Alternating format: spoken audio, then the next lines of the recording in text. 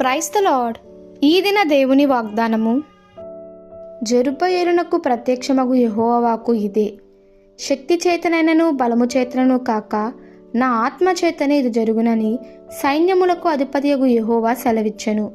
గొప్ప పర్వతమా, జెరుబ్బయేలును అడ్డగించుటకు నీవు ఏ మాత్రపు దానవు? జకర్యా గ్రంథము 4వ అధ్యాయము 7వ వచనము. యెహోవాకు మందిరము నిర్మించుటకు పూనుకొనిన ఇశ్రాయేలీయులకు వ్యతిరేకముగా సమరయులు ఒక మానవ అడ్డంకుల పర్వతములాగా నిలిచారు. ఆ విధముగా వారికి దేవుడు ఆదేశించిన కార్యమును చేయకుండా వారిని అడ్డగించపరిచి విసిగించారు.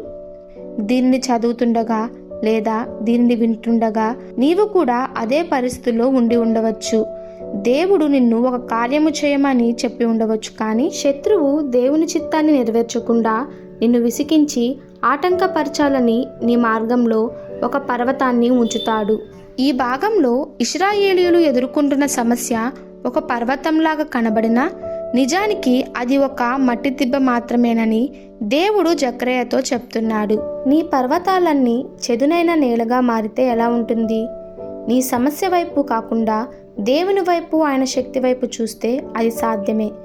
దేవుడు నీకు ఒక కార్యాన్ని అప్పగించాడంటే దానిని నీవు ప్రారంభించడం మాత్రమే కాక ముగించేది కూడా తప్పక ఆయన చిత్తమై ఉన్నది.